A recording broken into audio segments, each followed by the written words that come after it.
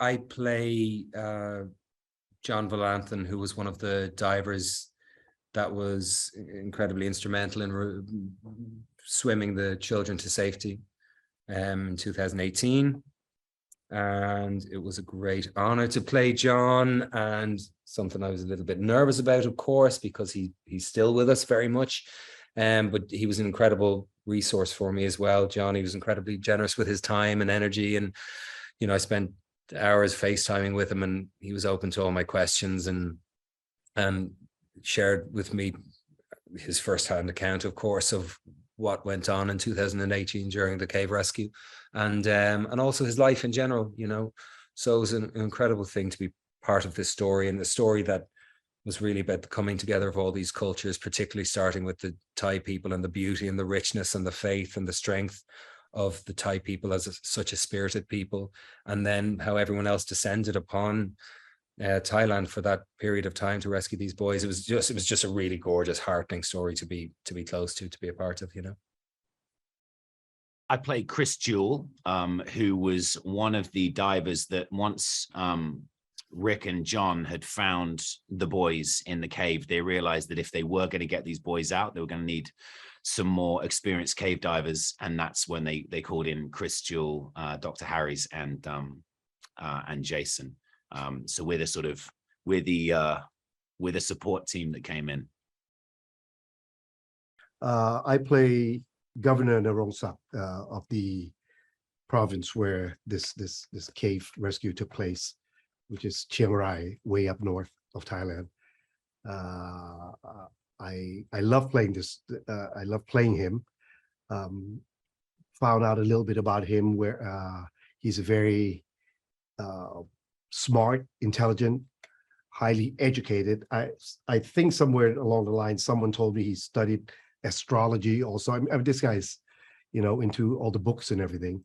But then to see him just be a I don't want to say punching bag, but maybe he had to take it from all sides, and he took a beating, and I think he came out smiling.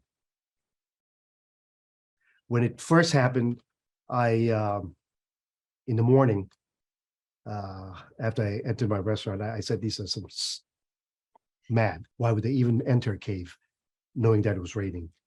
But apparently they didn't know that. They went in prior to the rain.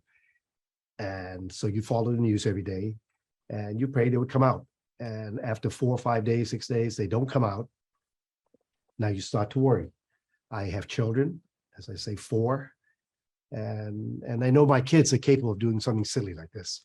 So if one of my children were in there and I was put in such a, I would be in a situation where I couldn't help my own child.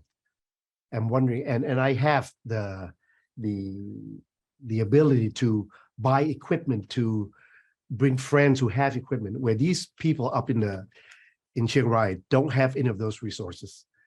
So how are they going to get their children out? So it starts to get scary now. They're going to bring out dead kids. And then we hear that the whole world, there's teams coming from Japan, from all over the world. And then suddenly these 2 crazy British guys go in and find the boys, and we're happy for a second. And then the news just goes quiet again. So we're wondering what's happening. We don't know. You know, these things we didn't find out until this movie came out. But then suddenly we knew that they were saved, they were alive and well, and we were happy. And that was it. That was during that time. Yeah. The way I prepared for this role was same as I always do. I just devour as much as I can about the character I'm going to play and the world in which they live. And we were so lucky with this because we had the real people who were so generous with their time. I got to talk to Chris for hours and hours. Anytime I had any questions about, what did you do this morning? How did you feel in this moment? When you lost that line, how did you feel? What was going through your mind? He would just tell me what, and all I had to do was then bring that to the screen. And the access to which the materials we had, the documentaries that Ron would send us, the National Geographic ones. I watched Chris's YouTube channel, which is amazing. Everyone should check it out, because he's just recorded all of his dives. So you get you can hear everything, you get a real first-hand experience of what diving would be like. But then on top of that, the training that we did, it was pretty intense. It was fast because, you know, we had to shoot the movie and we didn't have time to cram in 40 years of experience that these guys have. We had an amazing team around us. They threw us right in at the deep end. Forgive that pun.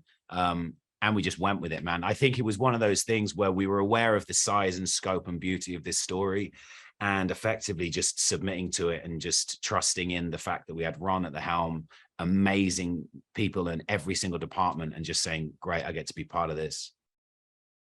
It was a dream to work with Ron. And I you know, as a fan of film, and I've loved Ron's work since I was a kid, going back to Splash and Cocoon, which I just showed my 12-year-old last week.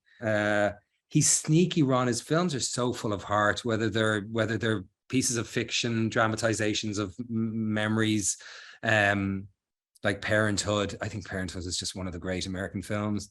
And so to do this, and to do a story that was as beautiful as this, and was about so much of the best of human beings, so much of how we're capable of really living the most beautiful lives that we can live if we were just taking a moment to be considerate and respect our differences, while also kind of appraising and acknowledging and stepping into the things that make us the same. In this case, our care for children, you know, the future of our civilization, the future of our world, whether they're Thai children or British children or Irish children or American.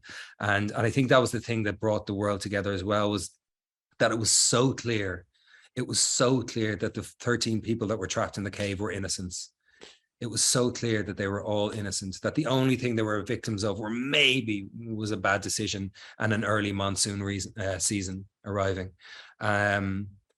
So to work with Ron on this, I mean, look, he's a documentarian as well, you know, so for him to come on board and tell this story, which was always going to have kind of a narrative construct, of course, but he wanted to make it as cinema verite as he could and get in there. And he was always on the set, moving around, looking for the angles and looking for how to get to the center of the story he was telling.